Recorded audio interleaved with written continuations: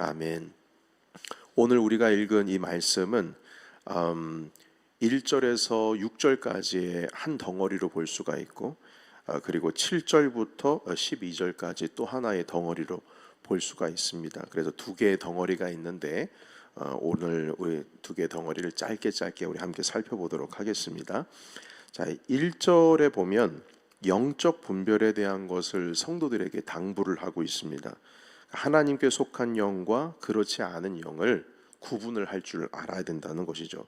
자, 그래서 2절에 보면 그 구분법에 대해서 어떻게 구분하는지에 대해서 나타내 주고 있는데, 그 구분할 수 있는 법은 육체로 오신 예수 그리스도를 시인하는 것, 이것은 하나님께 속한 것이고, 육체로 오신 예수님을 시인하지 아니하는 영은 하나님께 속한 것이 아니다. 그리고 이것이 곧 적그리스도다. 이렇게 말씀을 하고 있습니다. 그리고 적그리스도가 이미 올 거라는 것은 예수님께서도 말씀을 하셨는데, 마태복음 24장에 보시게 되면 적그리스도라는 표현은 아닙니다. 그러나 이 거짓 선지자가 등장할 것에 대한 말씀을 하고 있습니다.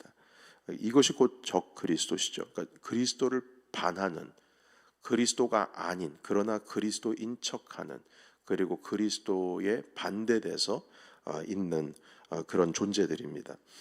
이런 존재가 이미 세상 안에 있다는 겁니다. 그래서 이 적그리스도의 영은 세상에 속해 있기 때문에 겉으로는 비스무리합니다. 그러나 그가 하는 말이 세상에 속한 말을 해서 세상의 사람들이 이자들의 말을 듣게 됩니다. 그러나 하나님께 속한 사람들은 하나님께 속한 말을 듣습니다. 진리의 영과 미혹의 영을 이로써 알 수가 있다는 것이죠. 하나님께 속한 사람들은 진리의 영 가운데 있기 때문에 그들의 말을 듣지 않습니다. 비슷해 보여도 말이죠. 자, 그런데 오늘 이 구절에서 우리가 조금 더 살펴야 되는 것은 무엇이냐면, 이 적그리스도를 이단이냐 이런 개념은 조금 오늘 주제에서 좀 벗어나고요. 좀 다른 의미로서 우리가 좀 살펴보기를 원합니다.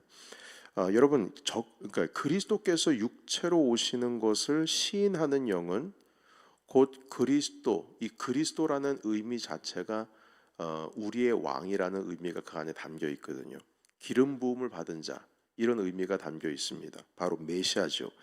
이 땅을 다스리고 우리를 다스리기 위하여 이 땅에 오신 분이라는 것을 의미하기 때문에 우리가 예수님을 시인한다라는 것은 단지 역사적으로 예수님께서 계셨다, 그리고 십자가에 돌아가시고 3일 만에 부활하셨다라고 하는 그 역사적인 사실, 그 사실을 받아들이는 것, 그 이상의 의미가 담겨 있습니다. 바로 무엇이냐면 그냥 사실만 인정하는 개념이 아니고 그 예수 그리스도를 진실로 내 삶 가운데에 왕으로 모시는 겁니다. 그런데 오늘날 신앙을 가지고 있다고 할지라도 예수님께서 우리를 위해 십자가 달려 돌아가시고 죄를 다 용서하시고 부활하시고 우리를 다스리시는 것을 다 인정해요. 사실로서 인정합니다. 역사적인 팩트니까요. 그러나 말로서는 그렇게 시인하는데 삶으로는 우리 예수님께서 우리의 왕이 되신다, 우리의 주인 되신다라고 하는 삶을, 그 고백을 삶으로는 시인하지 못하는 경우가 있다는 것이죠. 오늘날 살아가고 있는 신앙인들이요. 그러니까 우리 안에 성령도 계시고 예수님께서 오늘날 우리를 다스리시는데 우리 안에 있는 이 나도 모르게 숨겨져 있는, 나도 모르게 작동하는 그 죄성, 죄는 용서받았지만, 그리고 죄 없다고 인정함을 받았지만 여전히 우리 안에 있는 그 죄성이 주님 앞에 순종하지 못하는 것으로 우리를 유혹할 때가 있다는 겁니다. 자, 이렇게 유혹을 하는데 그럼에도 불구하고 우리가 그걸 알아차리지를 못하고 쉽게 빠져들어서 겉으로는 신앙생활을 하고 있는 것처럼 보이지만 결국에는 우리의 영이 죄의 영에 빠져서 살아가고 있는 겁니다. 더 큰 위험은 이걸 알면 다시금 돌아올 텐데 알지를 못하고 내가 겉으로 보여지기에는 신앙생활을 잘하는 것처럼, 왜냐하면 때마다 교회 가서 예배하고 찬송하고 헌금하고 봉사하고 다 할 것 다 하니까 문제가 없어 보이죠. 그러나 위험한 것 있습니다. 이걸 모르면 위험한 겁니다. 항상 우리 스스로를 성찰해야 합니다. 내가 지금 내 삶 속에서 그리스도를 정말 나의 구주로 섬기고 내 삶이 그 성령님을 따르고 예수 그리스도께 순종하고 있는지를 확인해야 합니다. 지금 내가 죄의 영에 미혹되어 있지를 않은지 순간순간마다 성찰하는 삶, 이것이 곧 예수 그리스도의 도를 따라가는 길을 찾아가는 겁니다. 자, 그래서 예수님을 믿는 사람들이 아니 어떻게 죄 용서도 받았고 죄 없다고 인정까지도 받았는데 어떻게 우리 안에 있는 죄성 때문에 미혹이 될 수 있을까? 이건 교리적으로도 맞지 않는 것 같고 좀 문제가 있는 것 같아 보이거든요. 자, 그런데 여러분, 사도 바울조차도 이 부분에 대해서 상당히 민감했습니다.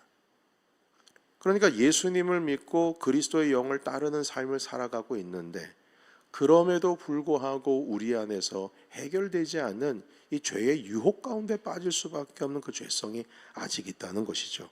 그래서 오늘 이 요한 1서 4장의 말씀을 잠시 표시를 해두시고요. 우리 한 구절만 더 찾아보도록 하겠습니다. 로마서 7장입니다. 7장에서 그 18절부터 말씀 보겠습니다.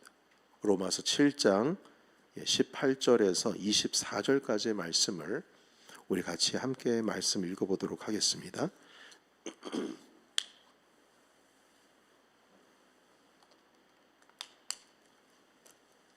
로마서 7장 18절에서 24절, 자, 같이 읽겠습니다. 자, 시작. 내 속 곧 내 육신에 선한 것이 거하지 아니하는 줄을 아노니 원함은 내게 있으나 선을 행하는 것은 없노라. 내가 원하는 바 선은 행하지 아니하고 도리어 원하지 아니하는 바 악을 행하는도다. 만일 내가 원하지 아니하는 그것을 하면 이는 행하는 자는 내가 아니요 내 속에 거하는 죄니라. 그러므로 내가 한 법을 깨달았노니 곧 성을 행하기 원하는 나에게 악이 함께 있는 것이로다. 내 속사람으로는 하나님의 법을 즐거워하되 내 지체 속에서 한 다른 법이 내 마음의 법과 싸워 내 지체 속에 있는 죄의 법으로 나를 사로잡는 것을 보는도다. 오라 나는 공고한 사람이로다. 이 사망의 몸에서 누가 나를 건져내랴. 아멘. 바울은 복음 전도자잖아요. 회심을 한 사람이고 하나님의 영, 예수 그리스도의 영을 따르는 사람입니다.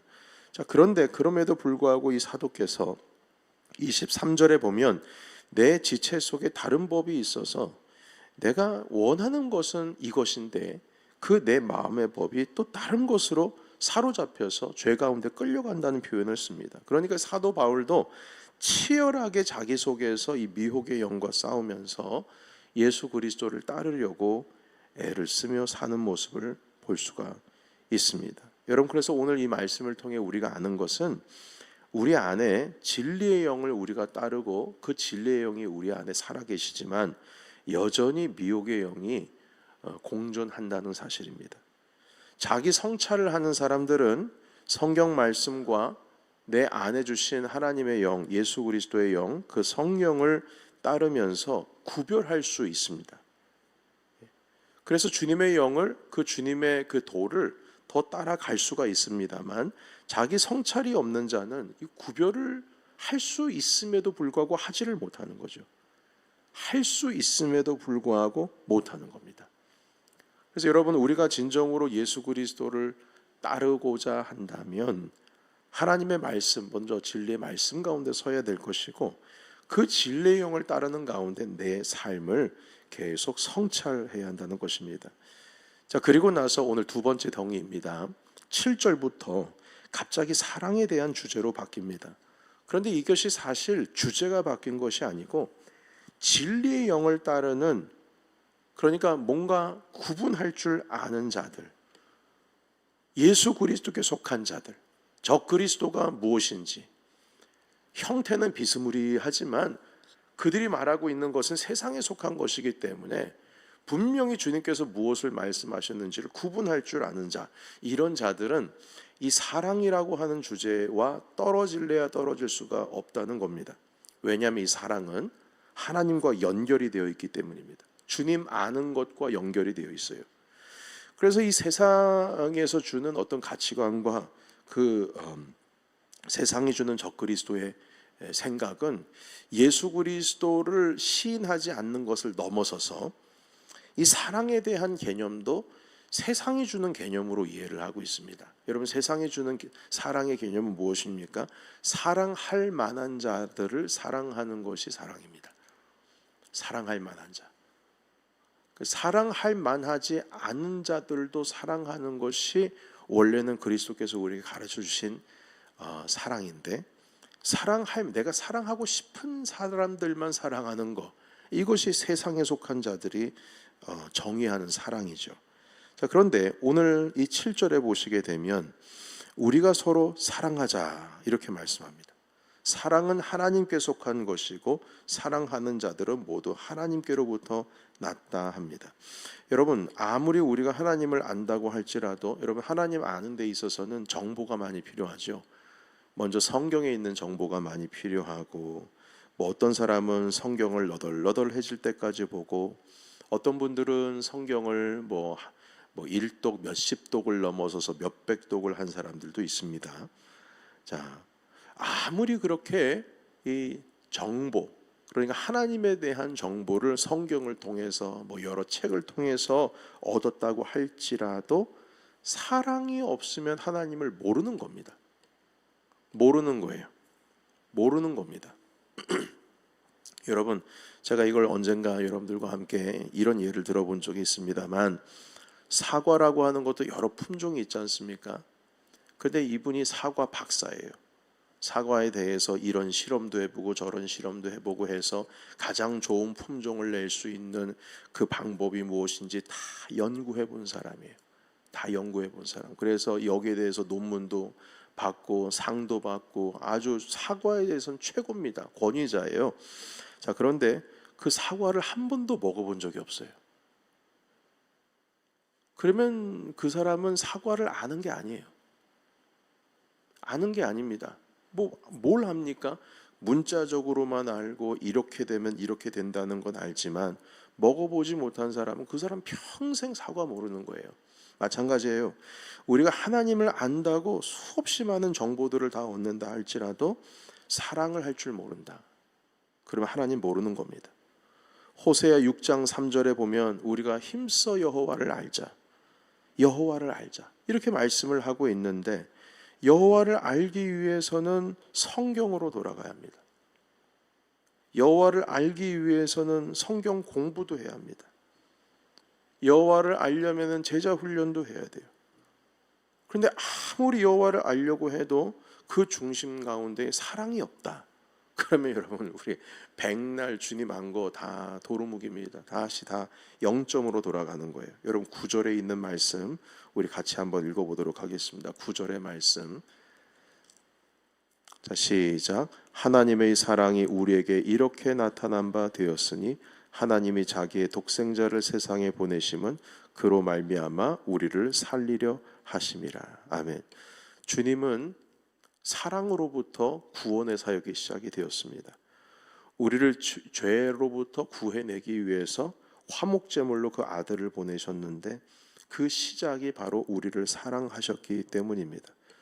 그래서 하나님의 사랑으로부터 이 구원 사역이 시작을 했기 때문에 우리가 예수 그리스도를 믿는 믿음 가운데 있다면 우리 또한 사랑으로부터 시작된 그 구속함의 은혜를 받은 자로서 하나님의 그 사랑을 깨달아 알아야 된다는 것입니다.